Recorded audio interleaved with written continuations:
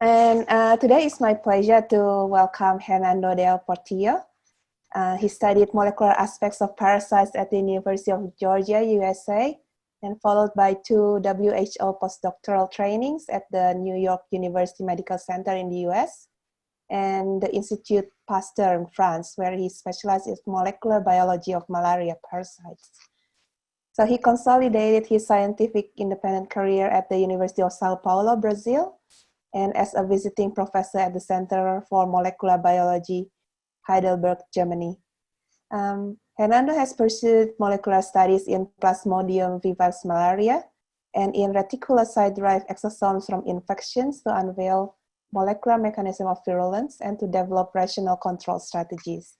So today, his lecture will discuss the physiological role of circulating EVs in human malaria caused by Plasmodium vivax. So please welcome Hernando. Okay. So first of all, Carolina, thank you so much for this kind invitation and congratulations on this successful EV series. Today I'm going to talk about the physiological role of circulating EVs in the human malaria parasite Plasmodium vivax. And I would like to start by saying that last week we heard this fantastic presentation by Eva Maria in which Clotilde at the end said that we are really envious about all the models that she has, all the reverse genetics that she can do.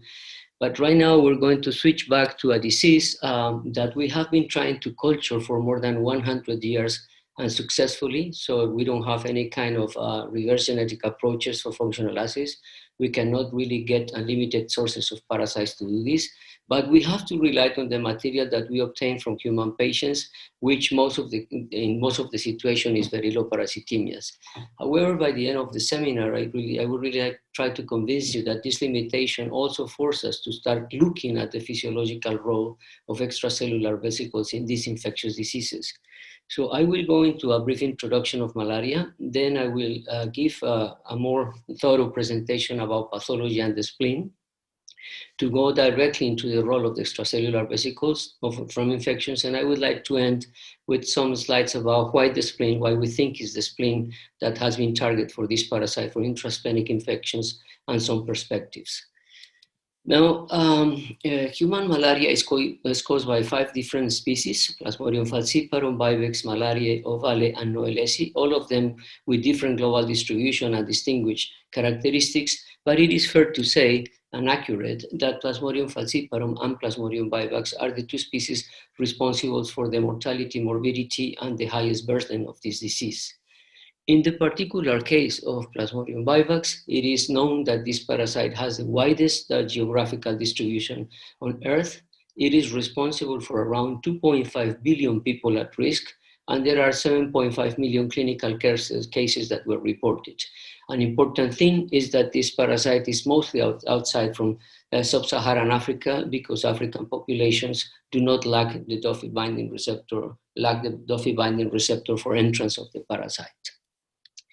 Now, like every single malaria parasite that infects humans, Plasmodium vivax also has a very complex life cycles that starts after the biting of a mosquito in the human host, and they liberate a stage that is called the sporozoite that specifically enter hepatocytes.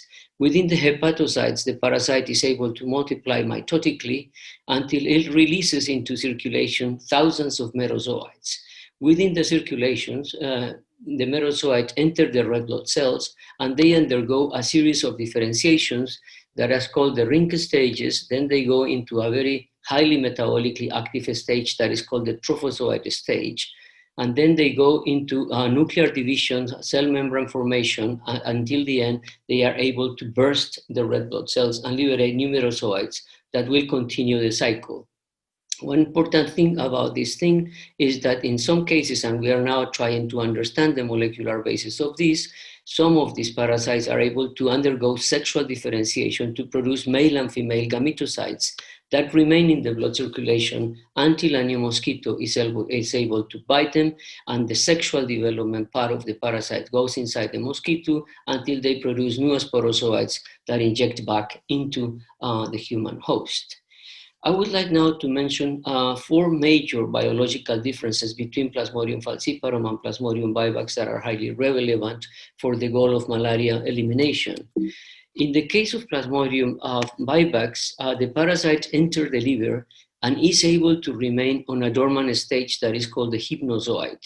This hypnozoite can remain latent in the hepatocytes for months and even years, and then upon reactivation, cause a full clinical attack and also transmit the parasite. So we have a main problem here because we don't have any biomarkers of these asymptomatic carriers.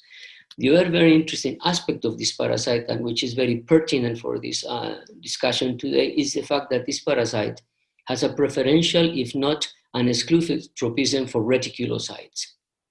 And then two more features of this parasite that are very interesting to mention that are different from Falciparum is that gametocytes, the sexual stage form, appear in blood before clinical symptoms.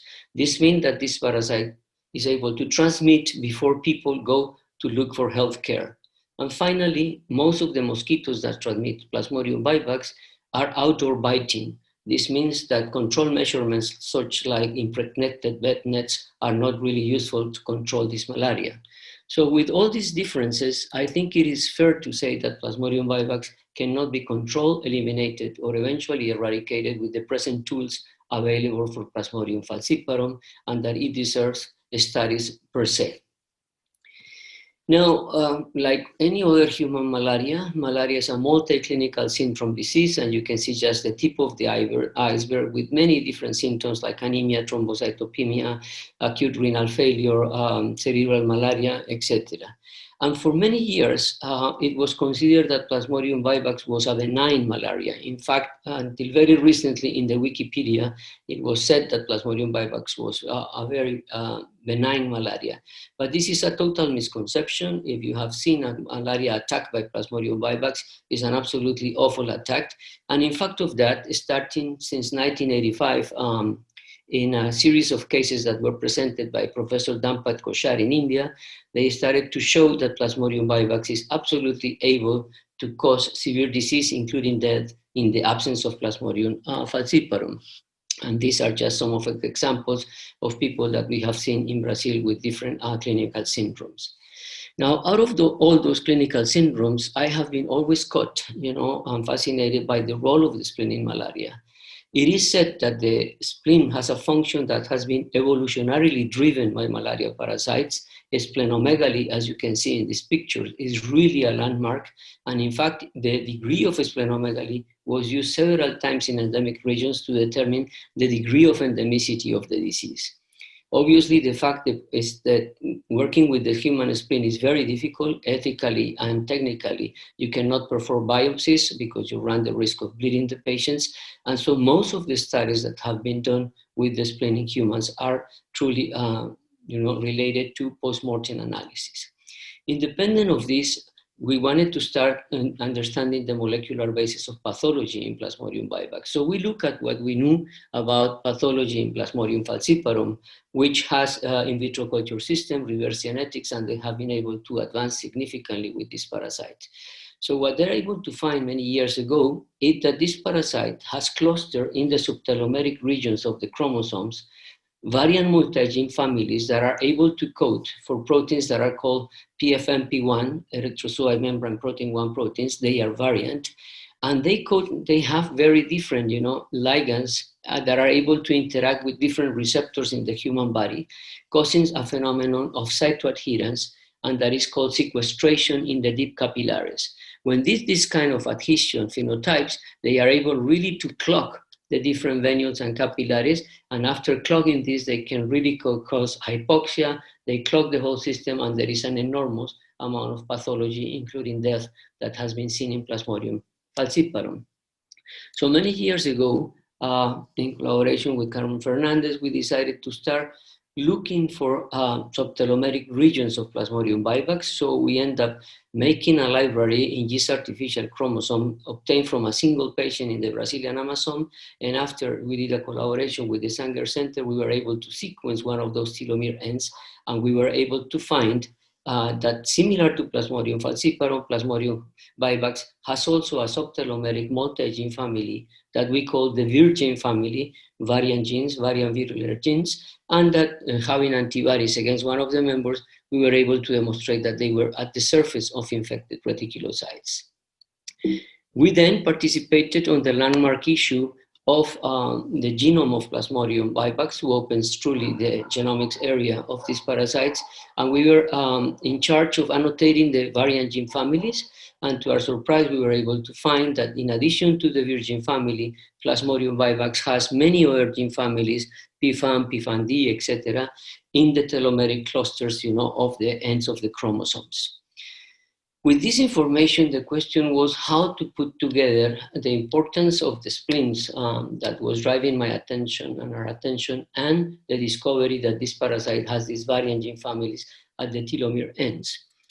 And this whole thing was inspired by the work of Professor Leon Weiss so many years ago, because he was working with a rodent, Malaria, Plasmodium joelliae, that similar to Plasmodium vivax infects only reticulocytes. And what he was able to observe in very elegant studies of the spleen is that infection by this parasite caused an enormous remodeling of the spleen.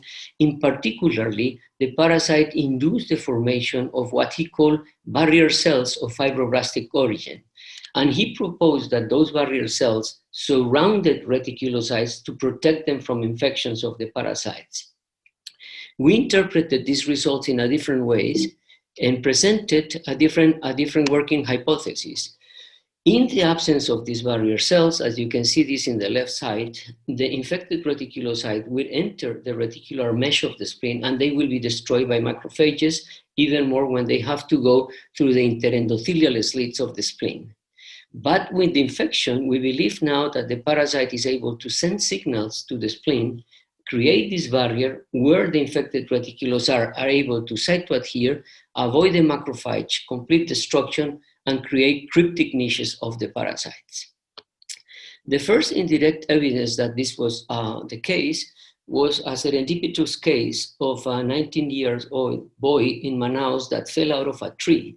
And when he fell out of the tree, he had a complete sudden spleen rupture and he had to undergo surgery. After they removed the spleen from this boy, it was revealed after a day that he had an enormous Plasmodium vivax infection that was not detected before the spleen rupture.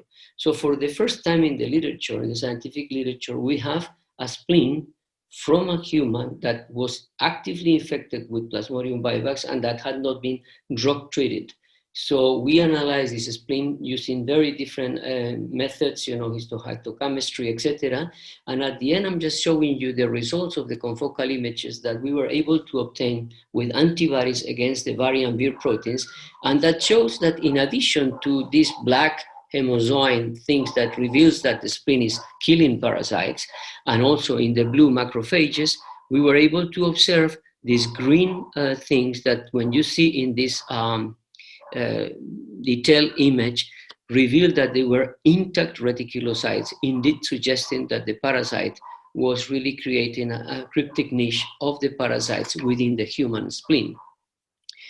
To further really attack this and have a much closer molecular view of this, we decided to ask the question whether or not there were Plasmodium vivax genes whose expression was dependent on an intact spleen. This was a very complex logistical experiment that we did in collaboration with Sócrates Herrera and Miriam Alévaro in Cali, Colombia, where they have a monkey facility.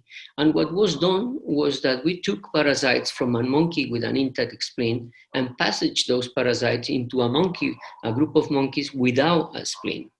After these monkeys reached parasitemia, we had to remove the parasites and drug treat the animals because without the spleen, the parasitemia goes uncontrolled and the animals die. And after we removed those parasites, we did consecutive passages into a group of monkeys without a spleen.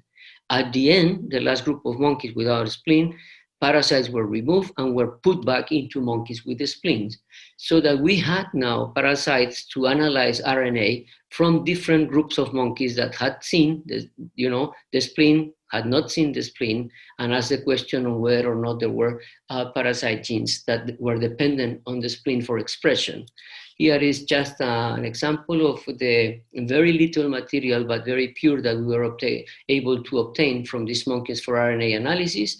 And we performed a global transcriptional analysis with a microarray that was designed at that time with Esvini Bosdek from Singapore. Now, the microarray analysis and the bioinformatic analysis was done by Ricardo Bencio and Bruna Correa, two bioinformaticians of Brazil, and they decided to use two different algorithms to define and to identify genes that were completely off in the absence of the spleen, but they were on in the presence of the spleen. And we were able to find close to 67 genes that were completely dependent on the spleen for expression. Now, the results of these were very satisfactory to us because most of the genes that were identified that were dependent on the spleen were variant antigens, including several Vir genes that had been initially described by us. So everything was saying that indeed there were variant Vir genes that were dependent on a spleen for expression. And the last thing before I entered into the extracellular vesicle domain was to try to functionally demonstrate that those Vir genes were indeed involved in cytoadherence to spleen and specifically to spleen fibroblast. As I mentioned at the beginning, there is no possibility of in vitro culture of Plasmodium vivax, so we had to resort to a technology in which we introduce and express in trans Plasmodium vivax genes in Plasmodium falciparum. So we made several constructs and we were able to put different genes. In particularly, I'm showing here, obviously, one of the Vir genes that we target for functional analysis. And here in these confocal images, you were able to see that we were able truly to demonstrate the expression in trans of a Plasmodium vivax gene in Plasmodium falciparum. With this transgenic line, we then decided to start making in vitro underflow condition binding experiments of different CHO lines kindly donated by Arthur Scherf at the Institut Pasteur, having different receptors like the CIS45, ICAM1, VCAM, and CEL. Now, the results clearly demonstrated that under flow condition, the ICAM1 receptor is a receptor for binding of the Vir protein that was expressed in these transgenic parasites. But how about the human spleen? So in order to do these experiments, we obviously have here in the first image the control that we did with the CHO camp cells, showing that the transgenic line expressing the variant Vir protein of vivax is able to cytoadhere in a significant manner compared to the non-transgenic line of the Plasmodium falciparum. And then we were able to obtain a commercially available human spleen fibroblast in which we performed these binding assays, and we were able to truly demonstrate that there was really a highly significant binding of this transgenic line as opposed to 3D7, which didn't have any binding. This commercially available line was from a real pathology, and therefore we didn't know if this result was with a confounding factor because of the pathology from the person that these spleen cells were obtained. So in collaboration with Ricardo Lausirica at the Hospital Canruti here in Badalona, we were able to obtain, and we are able to obtain now, human spleen from transplantation donors. And from that, we were able to isolate human spleen fibroblasts, and we were able to show that under these conditions, using human fibroblasts from a completely normal transplantation donor in the spleen, we were able also to show this significant binding of the transgenic line expressing the viral protein. To further demonstrate the specificity of this binding, we used human lung fibroblasts, and we were able to show that there was no binding to the human lung fibroblasts by this transgenic line. So all these results are really demonstrating that their Vir genes have the capacity to act as ligand of the ICAM1 receptor in human spleen fibroblasts. And now we were able to present this data, they were just recently published in PNAS, with a model that is sustained by data in which we really demonstrate that these human spleen fibroblasts are able to bind in the human spleen via the ICAM1 receptor and partially by Vir proteins. So to this audience, I don't have to give any explanation of this slide. We know that extracellular vesicles are truly new intercellular communicators. They really have a specific cargo that is able to be delivered into recipient cells. That extracellular vesicles have an enormous milieu of different proteins. Here is just a cartoon of Raposo and Storville saying about the two major extracellular vesicles, the ones that are secreted directly from the membrane, the microvesicles, and the ones that go endocytically into the multivesicular bodies and then are going back to the surface membrane to be released as exosomes. But one thing that is important and that I would like to recall the attention to this audience is the fact that exosomes were originally discovered in reticulocytes, and this was really the work by Rose Johnston and Philip Stahl. And this is a very interesting story. They were using reticulocytes of sheep, etc., because they were fascinated to try to find out where the transferrin receptor that was used by reticulocytes to enter iron and go into the metabolisms, what happened with that receptor after the reticulocyte matured to erythrocyte, because the transferrin receptor was completely lost in mature erythrocytes. So the story, as many of you know, is that they were able to find that in a 120,000 G pellet, they were able to find nanovesicles where they found the receptor.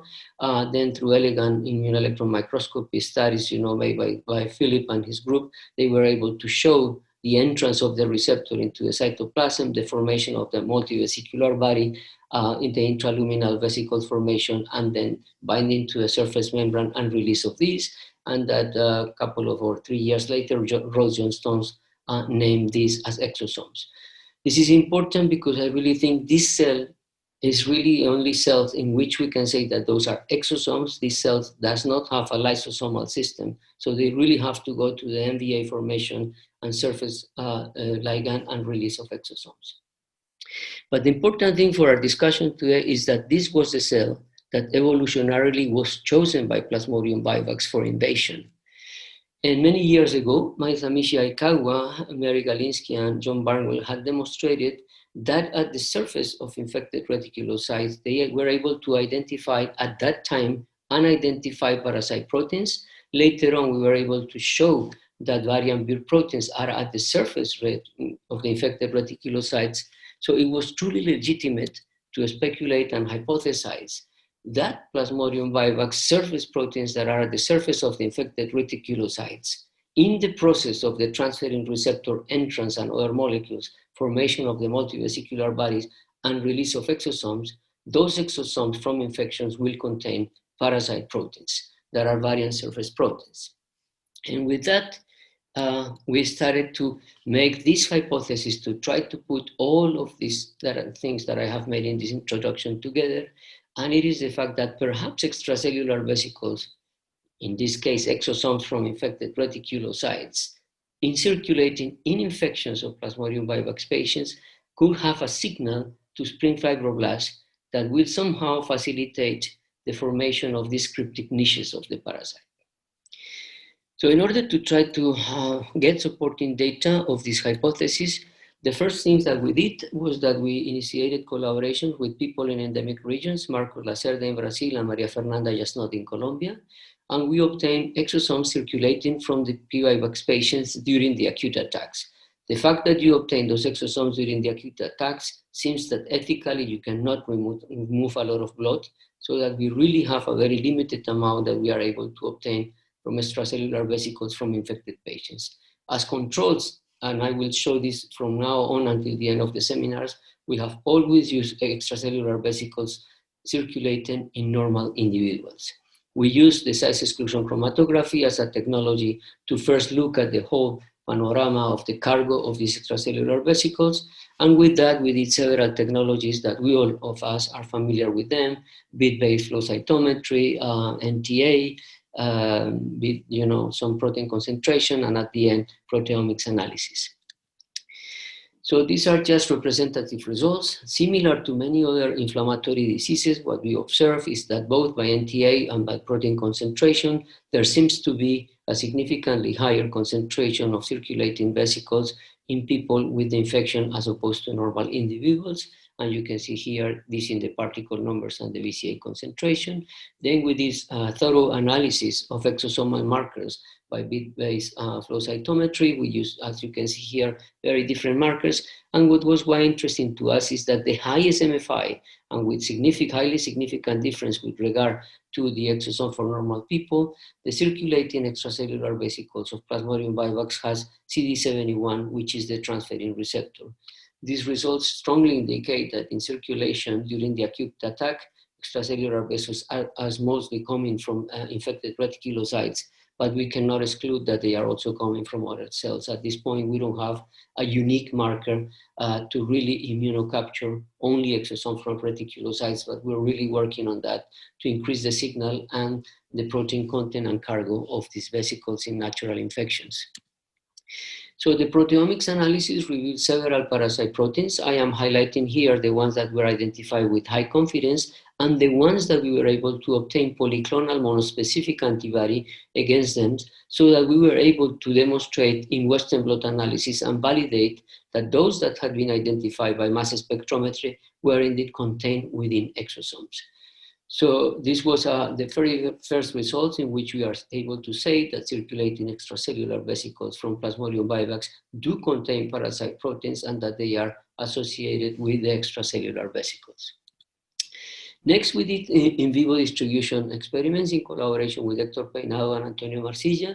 In these experiments, we obtained extracellular vesicles from Fasciola hepatica, which is a parasite that has a tropism for the liver.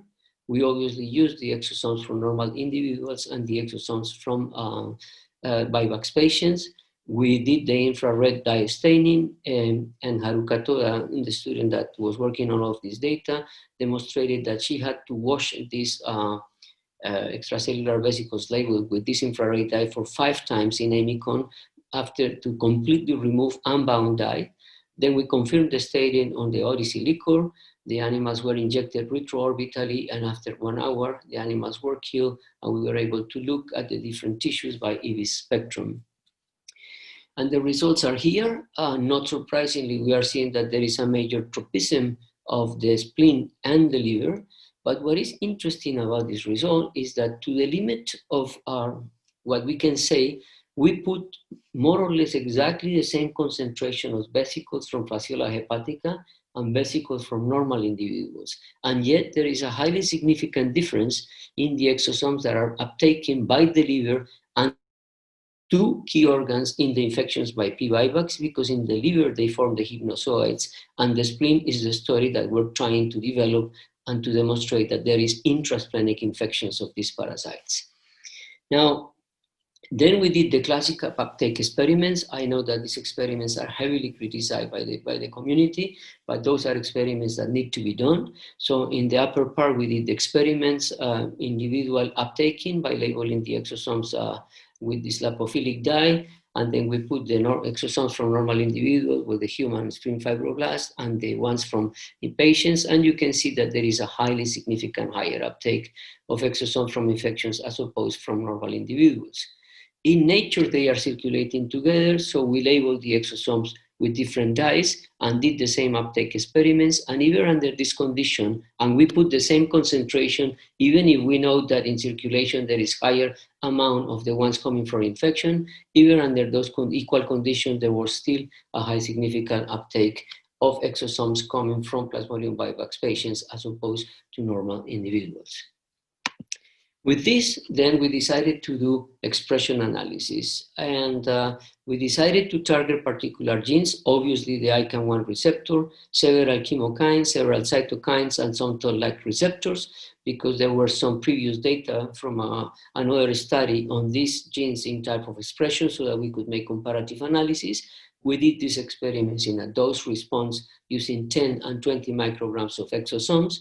And as you can see here, it was only the ICANN1 receptor at the 20 microgram per ml dose that was able to demonstrate a significant increase in expression of this molecule. What was very rewarding was that then we did FACS analysis of expression also in a dose-dependent manner using 20 and 60 micrograms of exosomes from infections and normal people. And you can see here that is truly a very highly significant difference in this dose-dependent manner of surface expression of ICANN1. One important control that we needed to exclude as a confounding factor is that during the paroxysm of Plasmodium vivax, there is a huge release of TNF-alpha, and we know that TNF-alpha is able to activate the expression of ICANN1. And as you can see here in this result, activation with TNF-alpha in this human spleen fibroblast does not induce surface expression of ICANN1, and this is just a positive control with LPS. So that we really can say that the exosomes coming from infections are able to specifically interact with this human spleen fibroblast, induce the expression of ICAM1, both at the transcript and the protein level. Now, with that information, I talked a couple of years ago with Bernd Gebel, who suggested to look at the NF-kappa B transcriptional factor, because it was known that in several other diseases, ICAM1 expression was related to the nuclear translocation of this transcriptional factor. So we performed these experiments, both with exosomes from normal individuals and Plasmodium vivax patients, under two conditions. One was under normal situation, and the other one was in the presence of BAY11, which is a specific inhibitor of NF-kappa B nuclear translocation. And we did these experiments after 30 minutes in confocal microscopy and after 48 hours in FACS analysis. And here to the right, you're seeing the results of the confocal analysis. And I don't have to have many efforts to convince you that exosomes from normal individuals do not induce at all the nuclear translocation of this NF-kappa B factor, whereas the ones coming from infection induce a very nice nuclear translocation of this that is completely inhibited by 11. Now, to further advance into this, we wanted to know if the expression, the translocation of this nuclear factor was concomitantly linked with the surface expression of ICAM1. We had an enormous difficulties in counting the nuclear translocation event. And so in collaboration with Jacob Jakovny and Javier Martinez Picado, they developed a semi-automatic method that is very nice now and is freely available, where you can really now count up to 1,000 cells in the nuclear translocation. And doing this semi-automatic method, you can see here that there is really a highly significant difference in the nuclear translocation on cells that have uptaken exosome from infections as opposed to exosome from human people. And this, using cells from the same batch and the same well that these nuclear translocations were observed, we look at the surface expression of ICAM1 and we only see it in the cells with the EVs. So that we can say that the NF-kappa B nuclear translocation is linked to the surface expression of ICAM1. To really further demonstrate that this was highly specific of human spleen fibroblasts, we took now endothelial cells from the spleen. And we did exactly the same experiments as we did with the human spleen fibroblasts. And the results are shown here. Very interesting, to our surprise, the human spleen endothelial cells already have a translocation of the nuclear F-kappa B under normal condition. Obviously, we don't see any difference with the uptake of exosomes from normal individuals or from patients. But what was important is that there was no effect in the transcriptional aspect of ICAM1. So we really think that what we're seeing is a phenomenon that is specific of exosomes from infections of Plasmodium vivax that interact specifically with the human spleen fibroblasts, excluding any confounding factor of the TNF-alpha, and that is not seen in the adjacent cells that are in this place in the spleen, which are the endothelial cells. So the last experiment, and the last big question to ask to see if this was really paying for, was to the binding assays of the infected reticulocytes obtained from normal individuals. These are logistically very difficult experiments. We had to make 3 different trips to Thailand, where we were able to collect blood from patients in the north of Thailand, bring the blood to Bangkok, where we had already exposed human spleen fibroblasts to exosomes from normal people and from individuals. And we used exosomes from Brazil and Colombia to really make this a general concept and not just a geographical location. And what we did was, after you put these cells in parasites to grow, you hope that they have matured, and they have matured. You can now purify them and put them in contact with these cells that have uptaken these exosomes. And then after some time, count on again sustaining the binding of the parasites. So really to an enormous and delightful, reward after so many years of working with this, the results were crystal clear. As you can see here, there is no binding whatsoever induced by exosomes from normal individuals, neither in normal condition, neither in the presence of the inhibitor of the NF-kappa B translocation. But there is a really significant binding of parasites of infected people into these human spleen fibroblasts, either from Colombia or Brazil, and those bindings are inhibited by the BAY11 inhibitor of NF-kappa B beta translocation. So, and these are just some of the nice images in which you can see the fibroblast and you can see the parasites binding to it. So with all this data, I really think we can now say that in natural infections of Plasmodium vivax, circulating extracellular vesicles, most likely coming as exosomes from infected reticulocytes, enter the human spleen fibroblast, induce the NF-kappa B nuclear translocation with the concomitant expression of the surface of ICAM1, and this serves as a receptor for the infected reticulocytes to bind and create these cryptic parasite niches where reticulocytes are also abundant.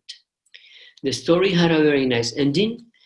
This was mainly the PhD done by Haruka Toda, who is now finished the PhD and is now back in Japan working for AstraZeneca. But now, just to finish, I guess in terms of biology, the question is what drives intrasplantic infections in Plasmodium vivax? If this parasite has a tropism for the reticulocyte and reticulocytes are made in the bone marrow, why this extravagant thing of going into intrasplantic infection already having a cryptic infection in the liver?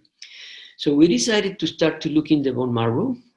These were not trivial experiments, but the first answer to this came from the very, very original paper that showed the tropism of Plasmodium vivax to the reticulocyte, which was published by Kitchen back in 1938. And these were two human volunteers. At that time, I guess ethical restrictions were not as strict as now, that were given the infection and they were not treated. They were just left going with the infection until they cured themselves with it. So they were able to follow this patient, and here in these dots that go up and down, they represent the paroxysm, the fever attacks. But what was very interesting is that since the beginning of the infection, the hemoglobin went very down and it remained completely down throughout infection. So that there was a problem with erythropoiesis in these human volunteers in which the tropism was initially observed. So in collaboration with Marcos Lacerda in Brazil, we presented an ethical protocol to be able to do bone marrow studies of human patients with Plasmodium vivax during their acute attack and 40 days late after they have been drug treated. So we are able to take bone marrow aspirate from these patients, also a peripheral blood. Then we do some CD71 cell purification to remain only with the erythroid cell lineage. And then we can do transcriptional profile either through MySeq or RNA-seq. Now, these results have been recently published also in Journal of Infectious Diseases. And what is amazing is that all of the patients had a defect in erythropoiesis, being the erythropoiesis, as you can see here in these images, or ineffective erythropoiesis. And most important, they had a downregulation of genes that are involved in erythropoiesis, notably the GATA1 master regulation of erythropoiesis. So infection like Plasmodium vivax, we still don't know why evolutionarily this parasite gets into the marrow, induces this defect in erythropoiesis, but then if there is a defect in erythropoiesis, they have to compensate. So what we're thinking right now is that this defect in erythropoiesis makes the parasite sending the signal to the spleen to create extramedullary hematopoiesis, where the parasite can create these niches.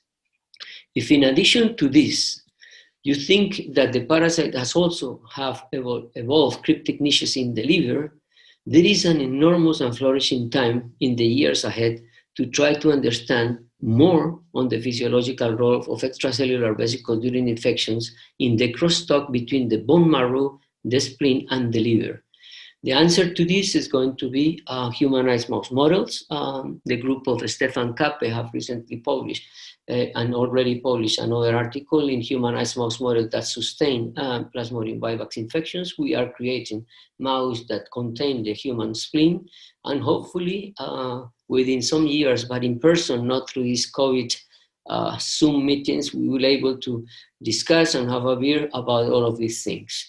Now, Last, I would like to thank all of the people that have carried on. There are many, many people, present members of the laboratory, former members, Lorena Martin Jaular, who really was the pioneer of some work in our laboratory, and who is now with Clotilde. Then we have people from endemic regions in Colombia, in Brazil, and in Thailand.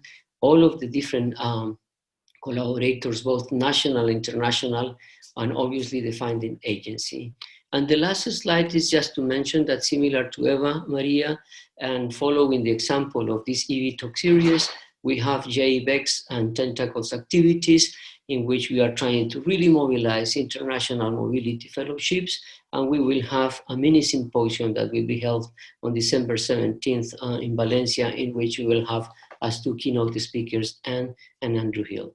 And with that, I thank you very much for your attention, and I will be very glad to take any questions if there are any. Thank you so much.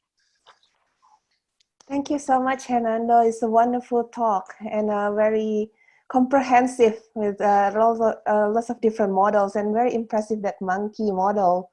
I think that's a very unique model that not everybody can have a hand on. That's congratulations for that.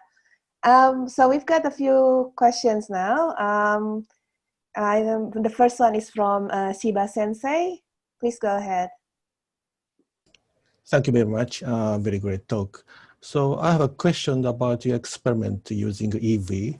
And when you say PV-EV, so does it mean that total EV from plasma patients, or did you concentrate EV, for instance, using anti-CD71 antibody or something like that? That's a good question, Shiva. As I said, in the initial experiments, we decided to use size exclusion chromatography, knowing that they have, chylomicrons and other contaminants, because we wanted to have the whole flavor. Right now, we are using CD71 as an immunocapture antibody for those. We have gotten a better signal, but still CD71 is not only expressed in reticulocytes. So we have making a lot of thorough proteomics analysis to see if we can find a combination or a marker that will allow us to isolate from natural infection only exosomes coming from the reticulocytes. And this is what we're working heavily, because I think either we will have surprises and we will see that, we lose the effect, or we will really enhance the effect because we have now concentrated those. Thank you very much. Clotilde, please go ahead. The next question. Yeah, thank you. Thank you, Hernando. It was a great talk. My first question actually was the same as the previous one from Kiyotaka Shiba about CD71 positive vesicles exclusively. The second question I had was that the ICAM receptor that you show is necessary to uptake the EVs.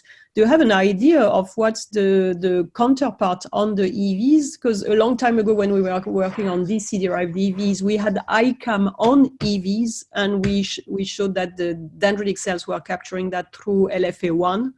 But I wonder whether there is a similar kind of receptor ligand system in the erythrocyte EV fibroblast uptake. That's a very good question, Clotilde, because I think that the ICAM within the extracellular vesicle has something to do, as you know, with some immune responses, presentation, etc. But the ICAM one that, we think is in the fibroblast expressed at the surface should interact with these variant surface proteins that we have, characterized at the surface. So there is a dual possibility, and I really think this is what's happening. In malaria infections, it's very interesting. You acquire immunity through time. So I guess when you have the formation of these niches through this ligand interaction, still you're presenting, through exosomes, these parasite proteins. You start developing antibodies with high specificity, and I think the parasite will have to switch. So I think there is a combination of what is presented to the immune system in the EV, and I guess ICAM1 if is there will help to this, and the one that is in the receptor, facilitating the formation of the cryptic niche. So I think it's something that with time has to change continuously until the human host really acquires complete immunity. Right. So, and just to finish up, so then is this viral for a molecule on the EVs from infected the cells, are they exclusively in the CD71 positive vesicle? This you should be able to see with now your immunoisolation of CD71 positive EVs. We're working heavily on that, Clotilde, but it was not easy, you know. I want to tell you one story that is very funny. We spent more than 7 months working with antibodies against CD71 to trap directly EVs from the plasma. And the results were tremendously disappointed. One day, the company said that unfortunately that antibody had finished, but that they had another antibody made in rabbit. And they set that antibody. And that antibody is working nicely. Don't ask me why, but there is this funny thing about antibodies. And now it is so we're now close to, we have now the proteomics data, and now we're going to go into all of this because we know, Clotilde, that the field is full of confounding factors. So I really don't know if the sec fraction that we're using, even if it has CD71 high level, is still coming from that. So we're truly working on this. Yeah, no, we know how difficult it is to work with antibodies. You can ask Lorena. She's also been in my group. She's been spending a lot of time validating antibodies for IP of EVs. Thank you again, Hernando. Yeah, but I think it's a good thing for the community to test as many antibodies, because truly, one of them, you don't know why they're recognizing the same molecule, and one of them works and the other not. Okay, Suresh, please go ahead. Thanks, Hernando, for a wonderful talk. I really enjoyed that. I had same questions like what Clotilde asked, but I'll just improvise and ask some of the questions as well. So I'm just wondering, like the phenotype that you showed, pretty much to what Clotilde asked. So have you tried, maybe a difficult experiment, have you tried taking primary cells of, let's say, the erythrocytes, and then trying to get the EVs from them from some of your Plasmodium vivax proteins, and then seeing whether these guys have the same effect like what you see with the splenocytes? Again, Suresh, this is very good. We have now exosomes that were isolated from the bone marrow of these patients directly, you know, the little thing. But we are keeping them until the moment we are able to do what Clotilde and, you know, you have asked, that we are able to really isolate it in a way that we will say they are specifically from those, because those are from the marrow. This is different from circulation, and we were very meticulous to know that we did not have any significant contaminant of peripheral blood in the marrow aspirates. And I really wondering what's going on with those, but we're keeping them until the moment we are really now able to say we purify only those from the CD71 cells, and those are coming from the marrow. That I think we will be able to answer many of the questions that you're asking. So how important is NF-kappa B signaling in this process as well? Because you use the inhibitor.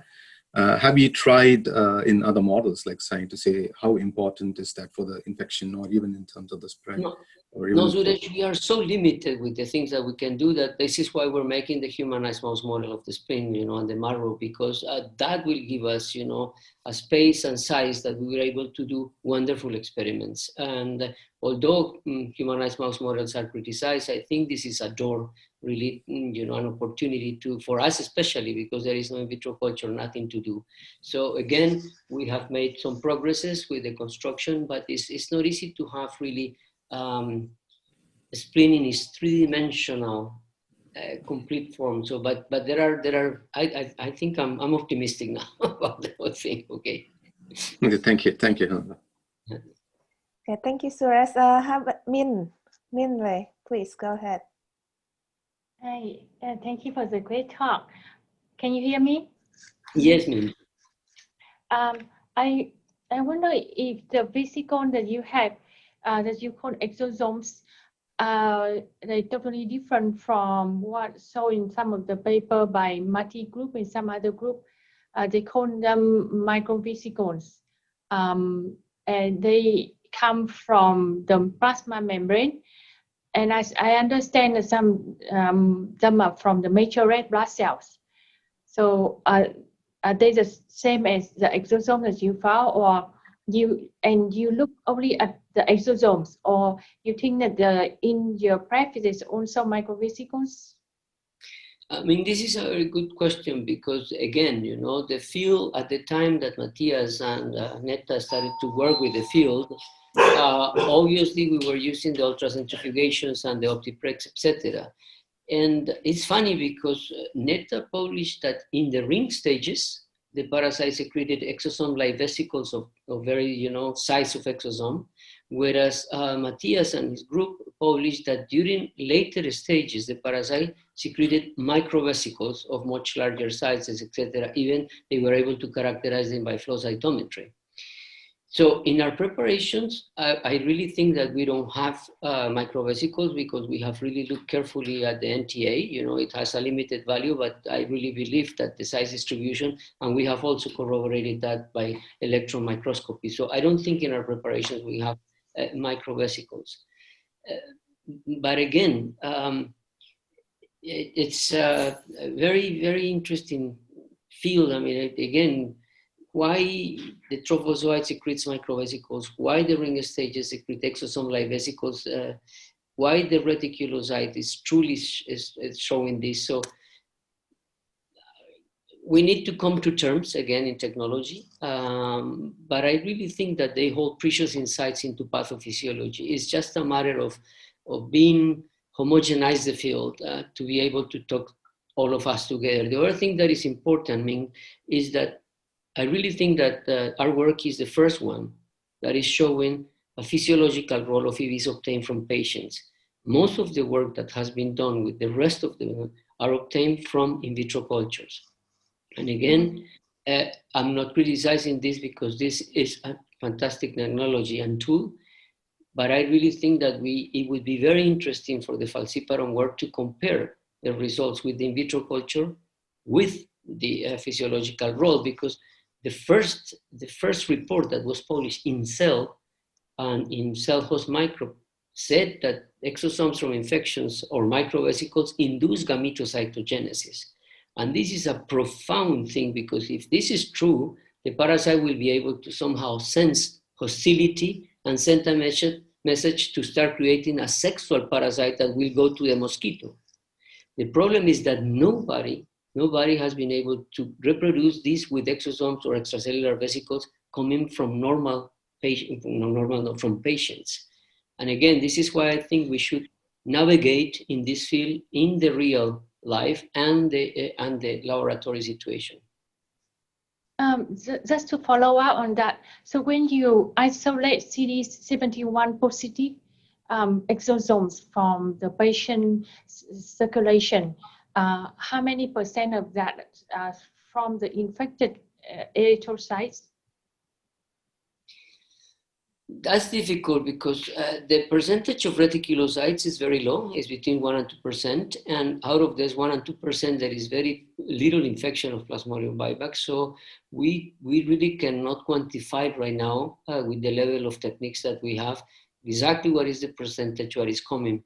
I hope that within some time the field will give us this wonderful opportunity to have these views that you can really target antibodies and say, out of this milieu, this is the percentage of the infected reticulocytes, and therefore we will be able to extrapolate, because there is a wonderful calculation of the number of exosomes that are secreted by reticulocytes at the moment that they become erythrocytes.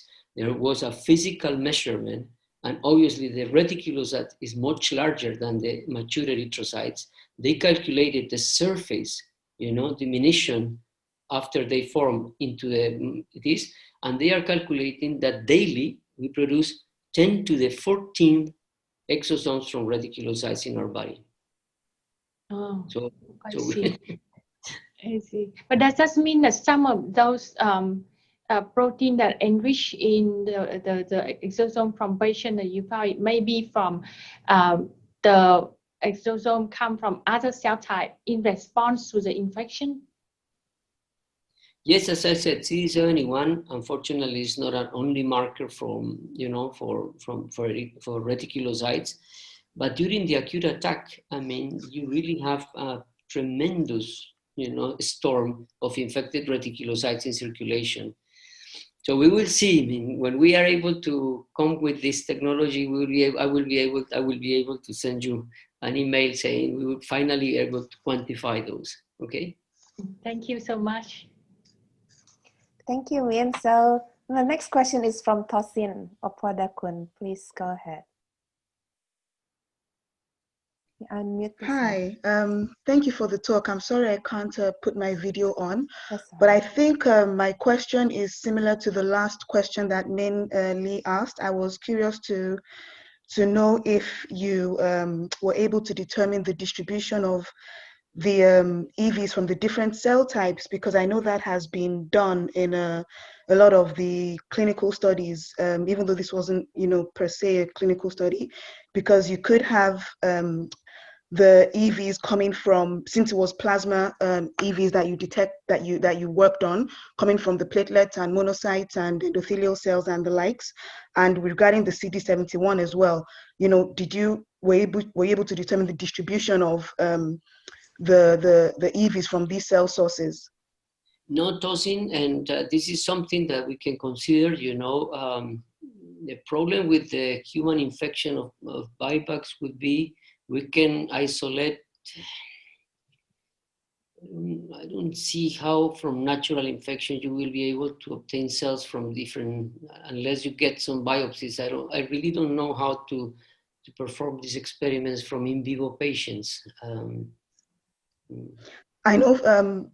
Well, because I think one thing is to take cells, that are in the banks, in the cell banks, and then calculate the exosome. But another thing is to ask the question: what is the amount of exosomes with CD71 positive signals that are coming from platelets, from lungs, in natural infection? That's a wonderful. But I don't. Again, the humanized mouse models could be a very interesting source, because then you will only have particular human cells within the mouse, and then you will be able, again, would that be a reflection of what happens in a human body that is, orders of magnitude and more weight? I don't know.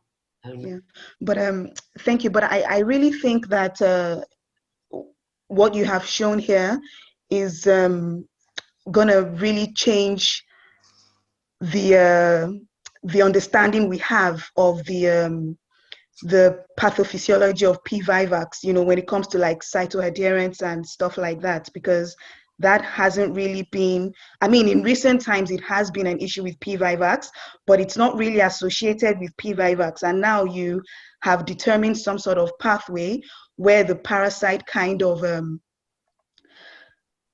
allows itself to adhere to the spleen cells, and if that happens in vivo, then that would change the idea of the lower parasitemia that is believed to occur in P. vivax, where maybe you have this parasite sequestering in the spleen, if you like.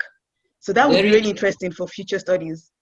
Very sharp comment, Tosin. There are an invited letter and a submitted article by a group of colleagues in which we are co-authoring that really shows that in natural infection, Buybacks is a predominantly intrasplenic infection. So the good thing about this is that this is real nature, and the good thing for us is that we have to show a first glimpse of a mechanism mediated by extracellular vesicles, which is what we really like to work on these vesicles. I'm truly in love with these vesicles. I really think they are fascinating in carrying messages and vaccine development biomarkers. I think we are in a fantastic field of research. It's awesome. Well, thank you so much for sharing your knowledge. It doesn't. Thank you for the questions. I'm really enjoying this lively discussion. There's a next one, Rafa Prados. Are you still there? Please go ahead. Yes. Thank you very much. First time here, from University Autónoma of Madrid. Welcome. And thank you so much for this series and for the wonderful talk, and congratulations to the work. And so I have a question regarding the contribution of the Plasmodium-derived vesicles. Well, this is contemplated. It's hard to implement in such clinical study, but I don't know whether considering the high amount of parasite present in the lesions, whether these vesicles, which are exclusively derived from the parasite, makes a contribution to the disease, and whether this is contemplated in the studies. because so far I think it's important to begin with the whole flavor of the vesicles, but then maybe because of the technical limitations or not, but it is important to determine the contribution of this heterogeneity. Is this something that you have, or the field, malaria field, has contemplated for future studies? And in that sense, this also goes with the question of whether the antigens present in these vesicles, in these exosomes, make a contribution to the effect, showed in these studies. Rafa, I think I understood your question. First of all, I think this work is showing that exosomes can really mediate pathophysiology, because splenomegaly is a major clinical syndrome of malaria. In fact, we have many spleen ruptures, that we are seeing. So, and also the parasite induces this defected erythropoiesis, although we have not been able to demonstrate that it is mediated by exosomes. This is just an observational study. So I think I understood your question. No, I think this is really a contribution in pathophysiology of the extracellular vesicles.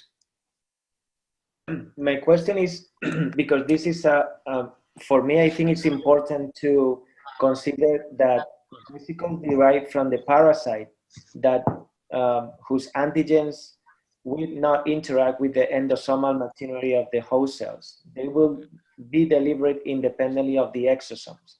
So will those vesicles be captured in your bulk? That's my question, because that will be truly derived vesicles from the parasite. Definitely your work demonstrates the effect of the exosomes. That is completely elegant and beautiful. But my question is whether the studies contemplate also this scenario where Plasmodium will be able to deliver its own vesicles independently of the exosomes, and whether this vesicle can contribute to the effect. Well, again, now I understood your question. In the case of Plasmodium falciparum, I think Netta Regev showed clearly that the parasite is able to secrete its own exosome-like vesicles. This is because biochemical studies by Rose Johnstone many years ago already show that mature erythrocytes do not really secrete exosomes, okay? So the results of Netta, once the cell infects the mature erythrocyte and then releases exosome-like vesicles, those are from parasite origin. So again, that's a very good question. We don't have an in vitro culture so that we can really target those experiments, but we're making progress into this and into short-term in vitro cultures, and perhaps we will be able to dissociate if we have a milieu of exosomes coming directly from the parasites as opposed to exosomes coming from the membrane. And this is very, very interesting, Rafa. Then perhaps we have different function depending on the origin of them. One can have something to do with the immune system. One can have something with the intercellular communication. That now I understood your question. Sorry. Very good. Thank you so much. Okay, our last question from Suraj. Hey, Hernando. So I'm not in this field, so I'm working on cancer biology predominantly. But I'm just curious to see when you showed the biodistribution data, again, injecting those exosomes into the mice, and you showed some tropism. I'm just wondering what decides the tropism, whether it is the Plasmodium proteins which are present in the EVs, or it is the proteins which are altered upon infection, which are present, let's say, in erythrocytes itself.